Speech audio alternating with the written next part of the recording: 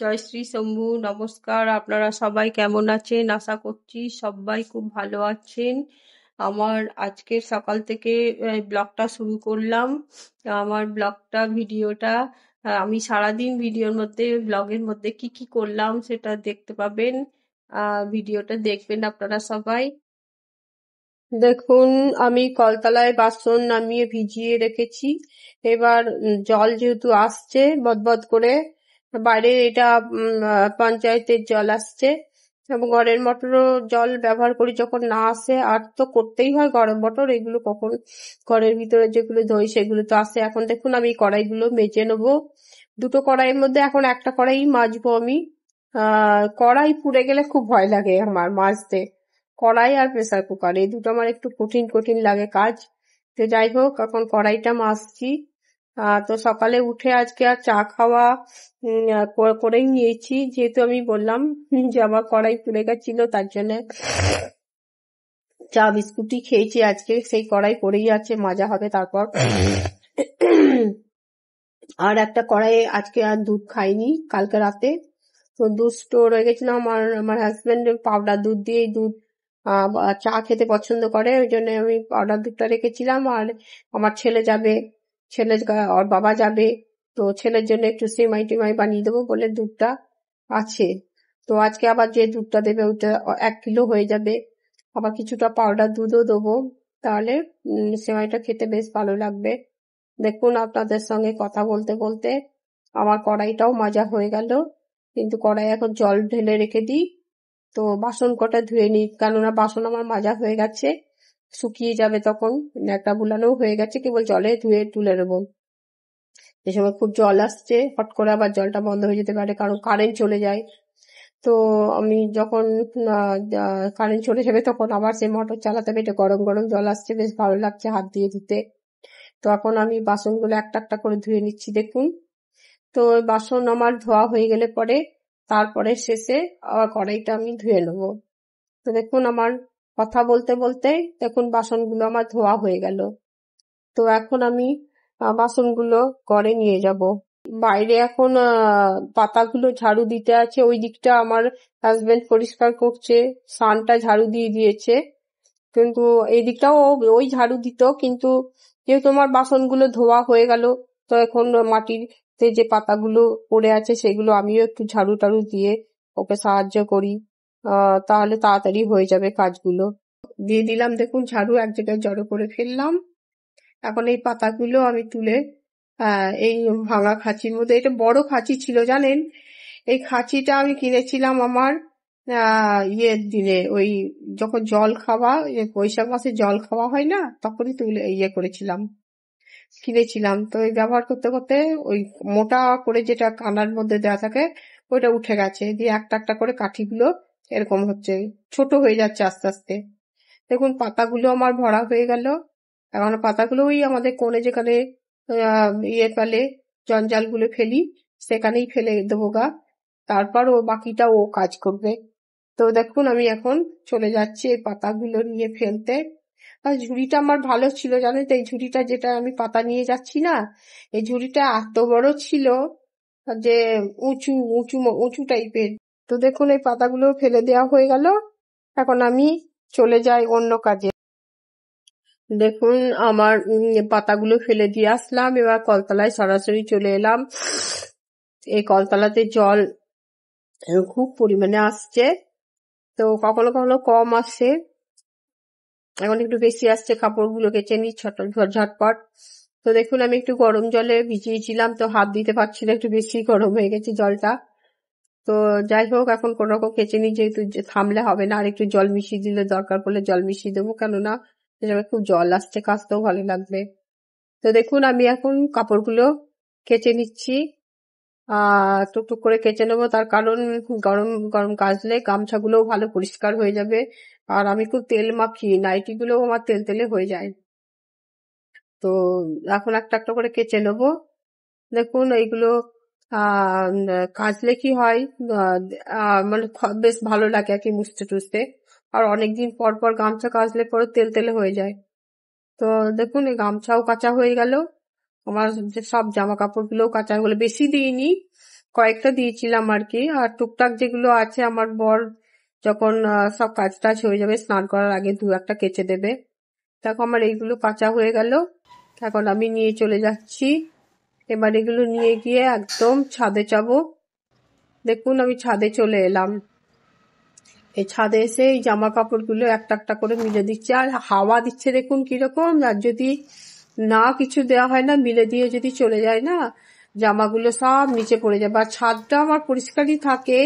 আমার হাজবেন্ড যখন যখন আসে তখন তখন এই ছাদে আগে এসে ছাদ ঝাড়ু দেবে, আবার জল দিয়ে ধুয়েও দেয়। প্রচন্ড ধুলো, আমাদের অ্যালার্জি আছে না, ওই জন্য ধুলো থেকে একটু রক্ষা করার চেষ্টা করে। কিন্তু কি আর হবে, এত ছাদে ধুলো হয়। তো এখন যেহেতু ছাদটা পরিষ্কার দেখাচ্ছে, আগের সপ্তাহে এসে আমার হাজবেন্ড এই ছাদটা জল দিয়ে পরিষ্কার করেছি, ওই জন্যেই ধুলোটা এখন মনে হচ্ছে অল্প আছে। কিন্তু যদি 2 সপ্তাহ না কিছু করা হয় না, হাত না লাগানো হয় না, ছাদ এখন যাতা অবস্থা হয়। দেখুন আমার এই কয়েকটা তো জামা কাপড়, এগুলো তখন মেলা হয়ে গেল। এখন আমি নিচে যাই, নিচে গিয়ে দেখি আমার মনে করছি এখন ভাটুকে আমি স্নান করাবো গা। তো ভাটুকে দেখি পারছি কিনা স্নানটা করিয়ে দিই। স্নান করালে কি হবে, ওরও আরাম লাগবে, আর খুব ধুলো ধুলো হয়ে যায়, যেহেতু আমার কাছেই শোয় না, তাই জন্য পরিষ্কার পরিচ্ছন্ন রাখারই চেষ্টা করি আর কি। তো দেখি চান করাতে যদি পারছি তো চান করিয়ে দেবো গা।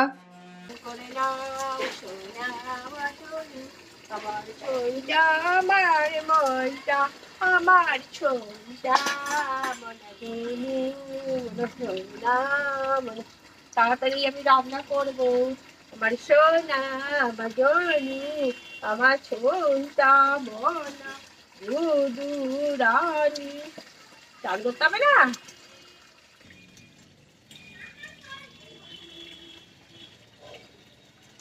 হয়েছে হয়েছে।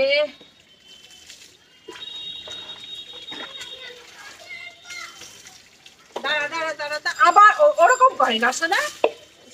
তুমি তো স্নান করে নাও সুন্দর করে, আজকে বদমাইশি করছো কেন? পাপা এসে কিন্তু আরো জল ঢালবে। হ্যাঁ, আমি ভালো করে স্নান করিয়ে দিচ্ছি। চলে এসো, এইদিকে চলে এসো।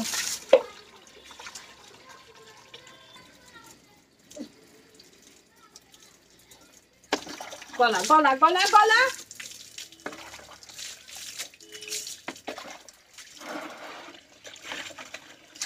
দাঁড়াও, ভালো করে ফেলে না দিলে চুলকাবে ঘা।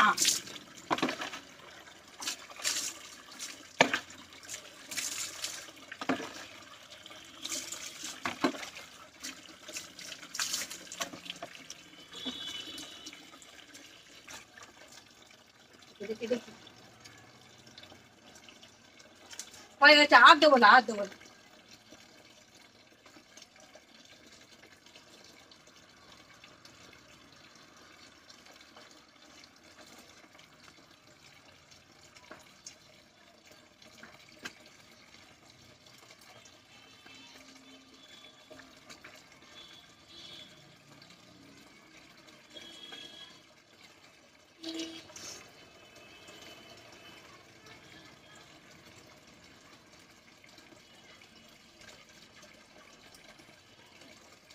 দাঁড়া,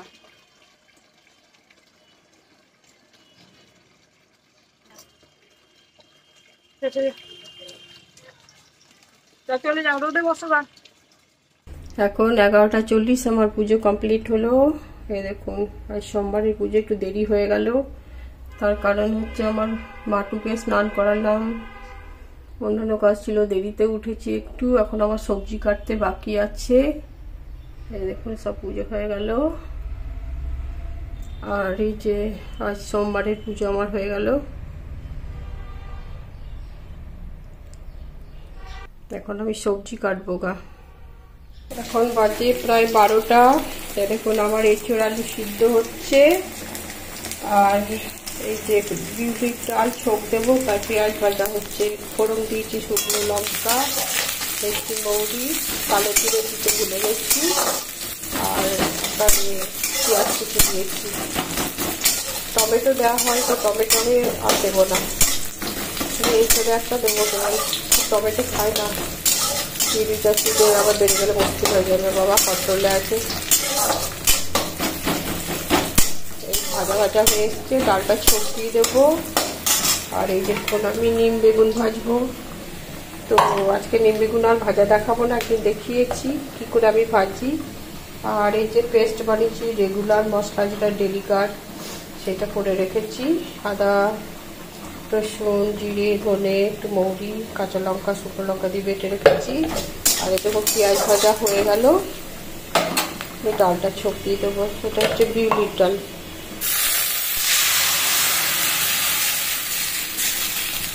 হয়ে গেল ডাল ছড়তে, ফুটে উঠলেই নামিয়ে দেবো। একটু লবণটা টেস্ট করে নেব। আমি বিউলির ডালে মিষ্টি দিই না, লবণ ঠিক আছে। এখন এটা আমার এঁচোড় আলু সেদ্ধ হচ্ছে। এঁচোড়টা একটা বৌদি দিয়ে গেল, দাদার বন্ধু হয়, সেই বন্ধুর বউ আমার বৌদি হয়। তারা আমাকে ভীষণ ভালোবাসে, তো আমিও তাদের ভালোবাসি বলেই তো আমাকে ভালোবাসে। তো এই আজকে এঁচোড়ের তরকারি আমার বরকে খাওয়াবো বলে দিয়ে গেল আর কি, গাছের এঁচোড়। তো রান্না করে খাইয়ে দিই। আজকে আমার বর যাবে আবার, সেই এই শুভ সপ্তাহে তো আসতে পারবে না, আবার পরের সপ্তাহে, তো আজকেই রান্না করে দিই। তা ছেলের জন্যও পাঠাবো একটু। দেখুন আমি এই পর্যায়ে মশলাটা কষে নিয়ে এসেছি। তেল দিয়েছি, তেজপাতা, মেথি, মৌরি, কালো জিরে ফোড়ন দিয়ে তারপরে দিয়েছি পেঁয়াজ কুচি।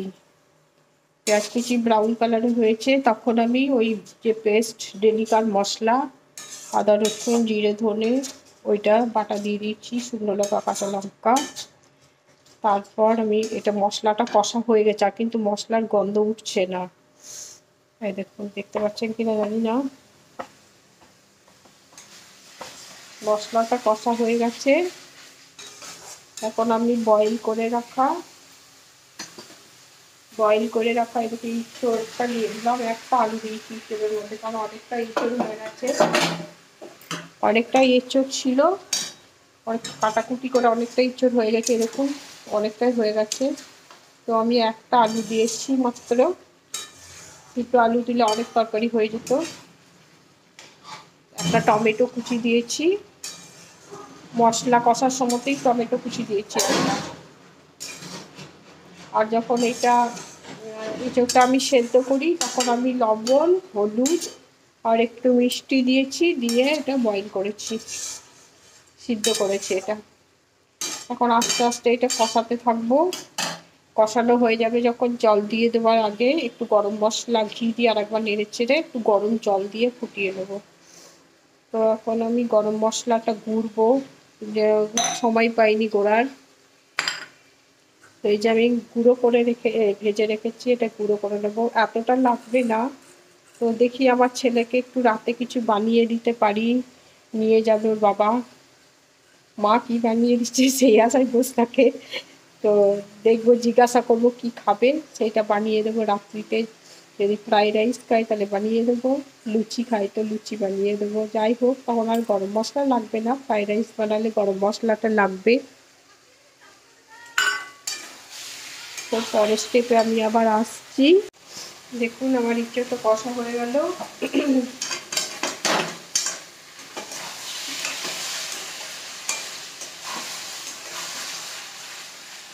ইঁচড়টা কষা হয়ে গেছে। দেখুন আমি একটু গরম, এটা বাড়ির বানানো ঘি, 1 চামচ ঘি দিয়ে দিলাম, আর একটু গরম মশলা দেখুন দিয়ে দিলাম।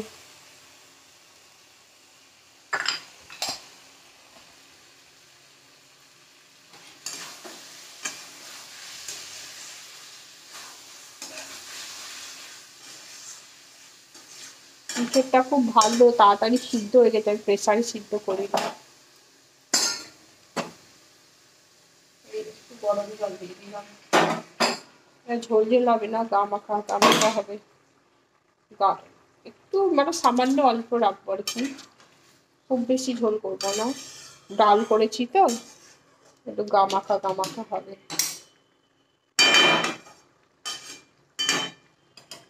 এরকম আবার ফুটে উঠলেই হয়ে যাবে। আবার নিম ভাজা হয়ে গেল। আলু হয়ে গেছে, এই যে আলু সিদ্ধ মাখবো একটু, ব্যাস হয়ে যাবে।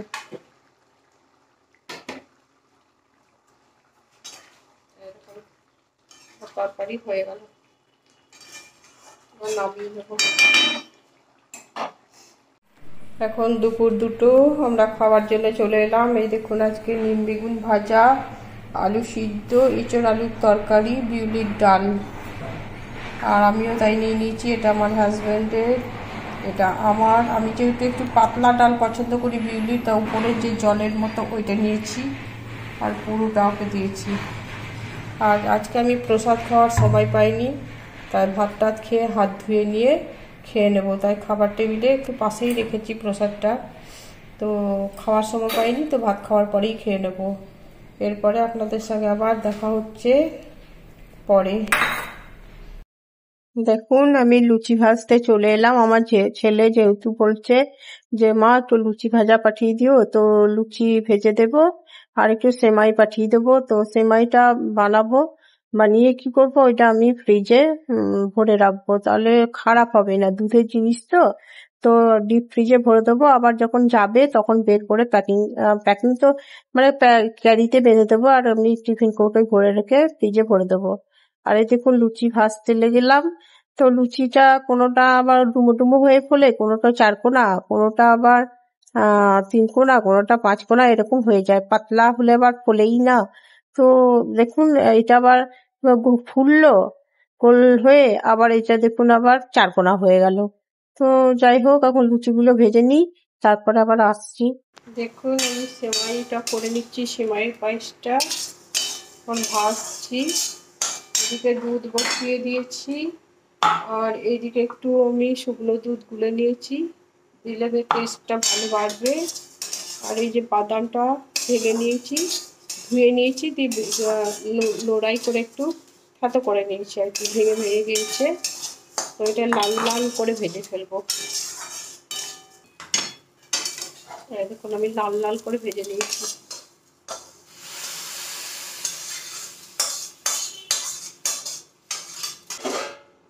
আর এই দেখুন আমার লুচি ভাজা হয়ে গেল সব। তবে কোনোটা এটা গোল হয়েছে, লাস্টের সবই শেষেরটা এটা গোল হয়েছে, আর বাকি সব 3 কোনা, 4 কোনা, 2 কোনা এরকমই হয়েছে। তো আমার লুচি এরকমই হয়, 4 কোনা, 3 কোনা, 2 কোনা, কোনোটা আমার গোলও হয়ে যায়। আর এই দেখুন আমার ফুটতে লেগেছে এরকম। দেখুন আমার এই দেখুন সেমাইয়ের পায়েস হয়ে গেল, দেখতে পাচ্ছেন কি না জানি না, হয়ে গেল সেমাইয়ের পায়েস। বন্ধ করে দেবো, দেখুন কত সুন্দর হয়েছে, দেখুন গলে যাবে না, এটা পাক হয়ে যাবে না, একদম একটা একটা হয়ে থাকবে, আর সিদ্ধও হয়ে যাবে।